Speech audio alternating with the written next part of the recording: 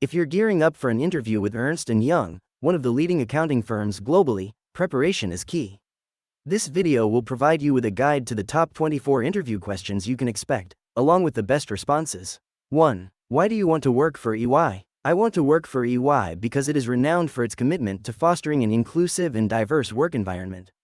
The company's innovative approach to problem solving and the advancement of technology and finance is also appealing to me as it aligns with my own passion for technological innovation. I believe that my skills and qualifications, coupled with the overall mission, would allow me to make a significant contribution to the company. I also appreciate the opportunities for growth and professional development that EY provides, which would enable me to continually improve and challenge myself. 2. What are Ernst & Young's values, and can you give an example of how you've demonstrated one of them? Ernst & Young's values are centered around building a better working world, integrity, respect, and teaming with energy, enthusiasm, and the courage to lead. One value I've demonstrated is integrity, which is the cornerstone of my professional and personal life. For instance, on a previous project, there was an opportunity to cut corners and deliver the project faster, but at the risk of quality. I chose to uphold the integrity of the project and my team, insisting on maintaining quality even if it meant a longer delivery timeline.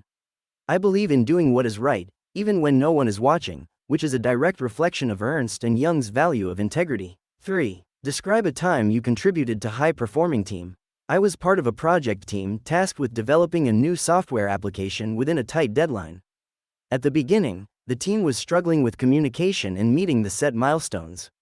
I suggested implementing daily stand-up meetings to enhance our communication, which was approved by the team leader.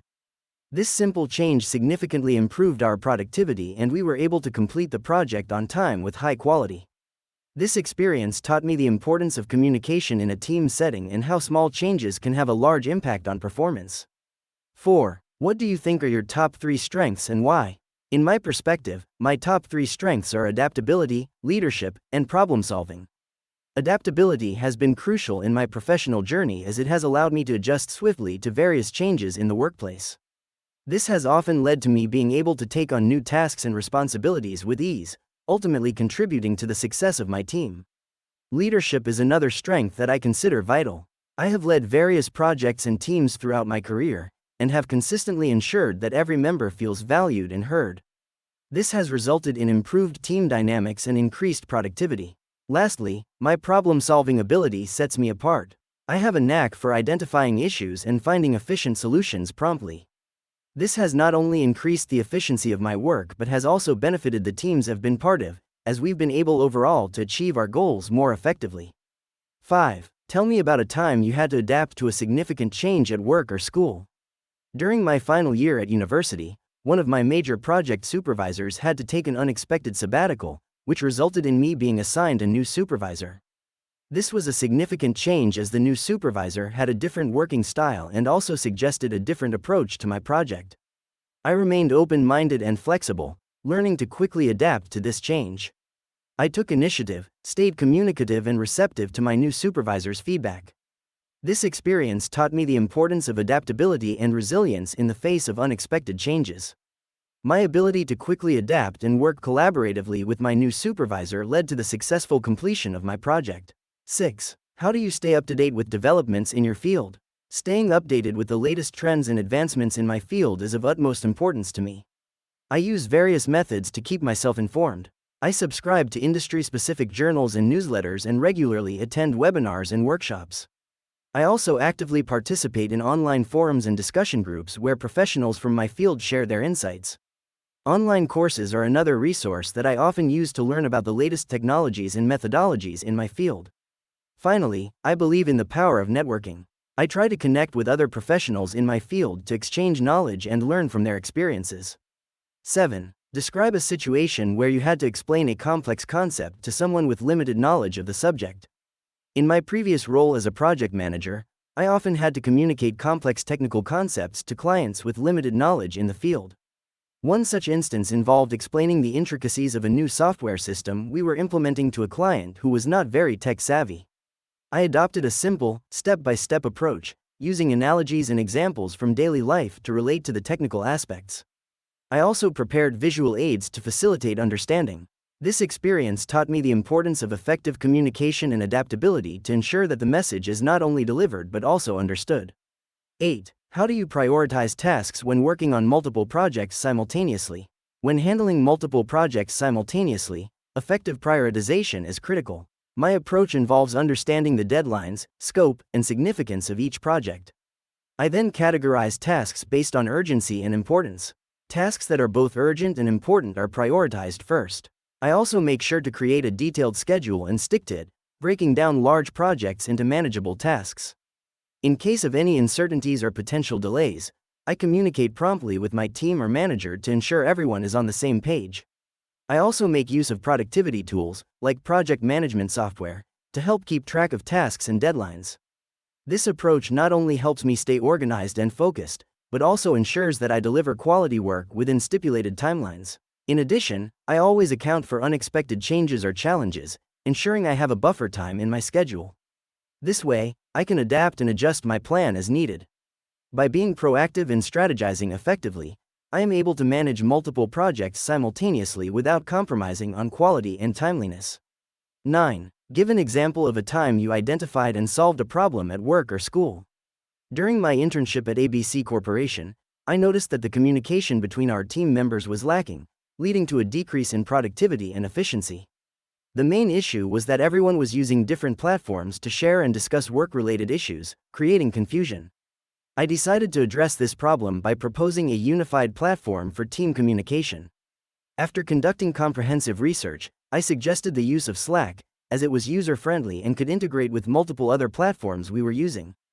After getting approval from the supervisor, I conducted a brief training session to help everyone understand how to use it.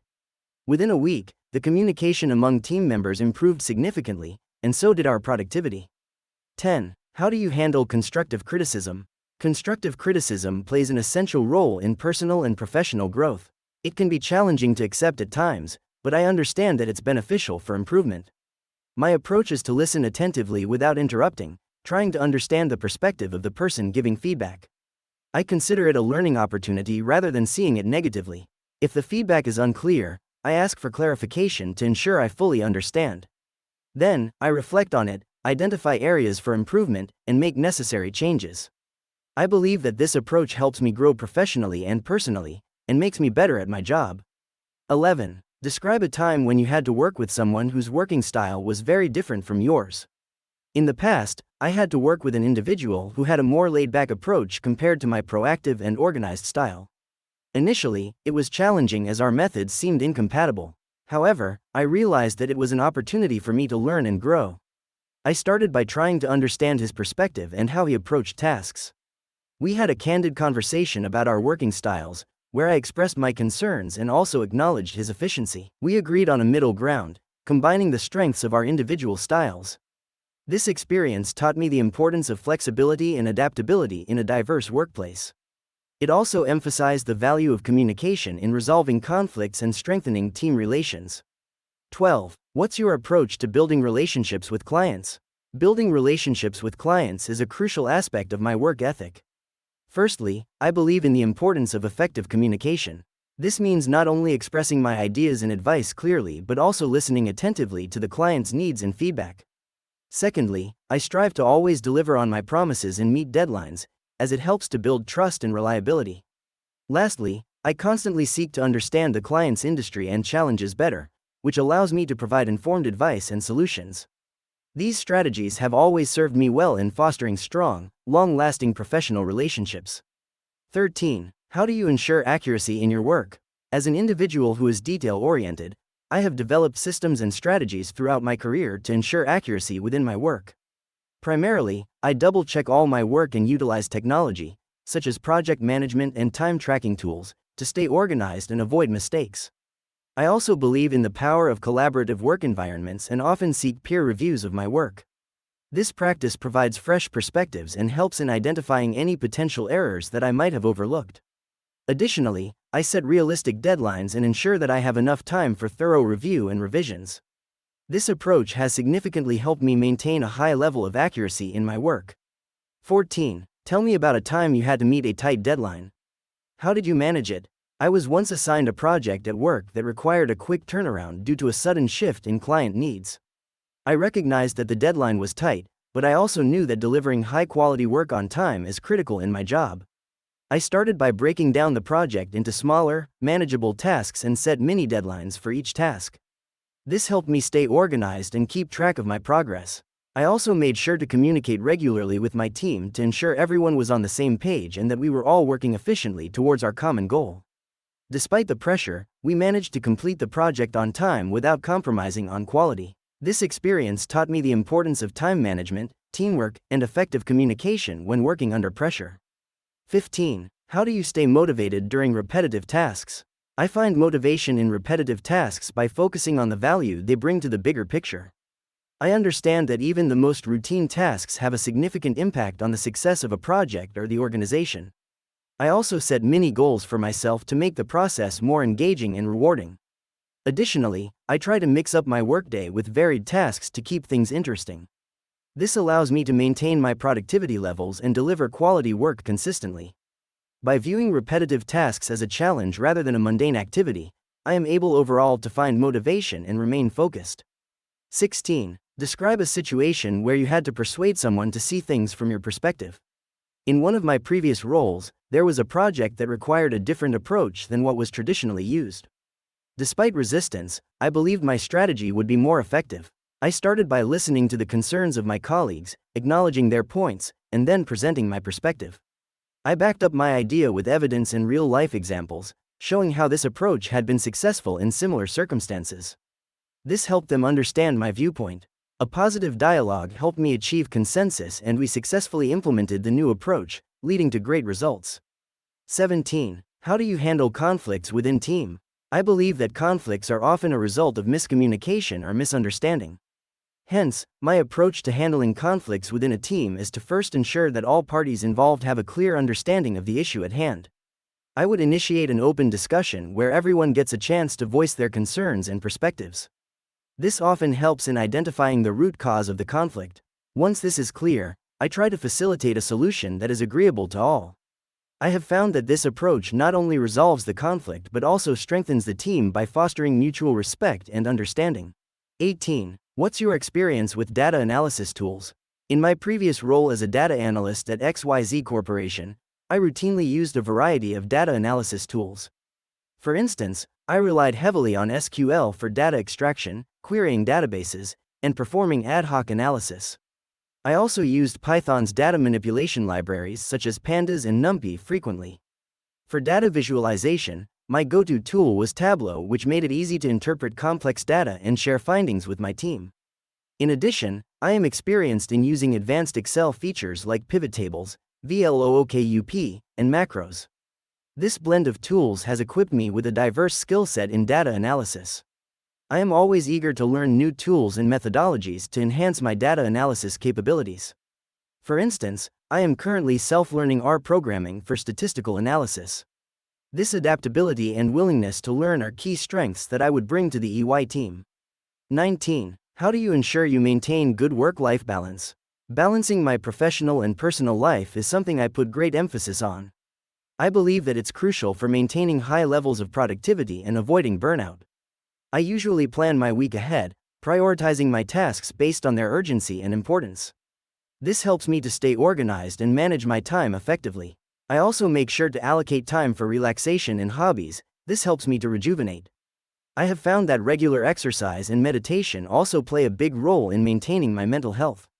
I believe that having a balance helps me to be more productive and efficient in my work while also ensuring that I have time for my personal interests and family. 20. Describe a time when you had to take initiative on a project. I was once tasked with leading a digital transformation project that involved overhauling an outdated system in my previous role. The project seemed daunting at first as it was complex and the team was initially resistant to change. Realizing that I needed to take charge, I put together a comprehensive strategy for the project, breaking it down into manageable parts. I then communicated this plan to the team, ensuring everyone understood their roles and responsibilities. It was challenging, but by taking initiative and being proactive, I was able to successfully lead the project to completion.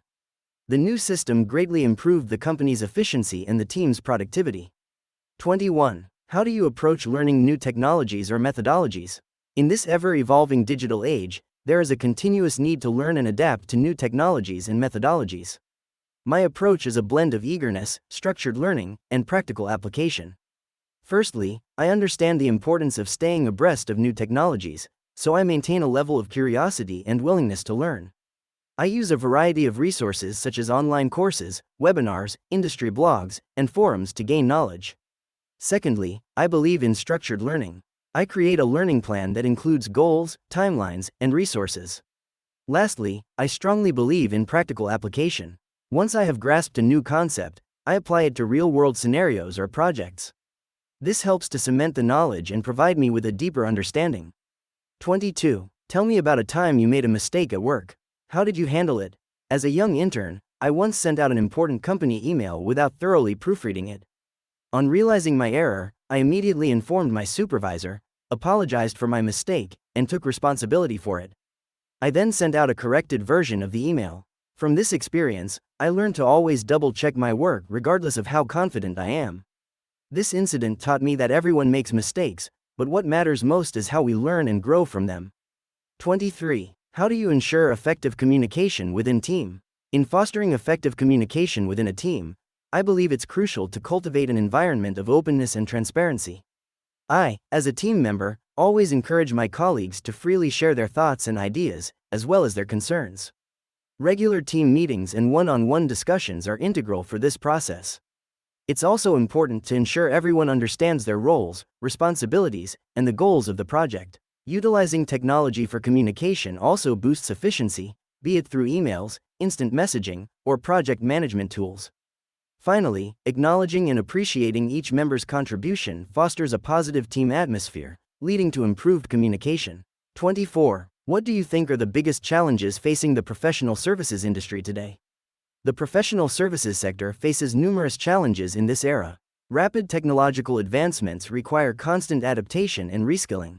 This is coupled with the issue of cybersecurity threats, which pose a significant risk to data protection and client trust. The industry is also experiencing a shift from traditional models to digital ones, demanding new strategies and approaches. Economic uncertainties due to geopolitical events and market fluctuations can also impact the growth and stability of the sector. Regulatory changes, especially in cross-border policies, are further challenges. Lastly, attracting and retaining top talent in a competitive market can be a daunting task. In wrapping up, it is essential to remember that preparation is key to succeeding in your Ernst Young interview. If you found this video helpful, kindly give it a thumbs up and don't forget to subscribe to our channel for more such useful content. Good luck with your interview.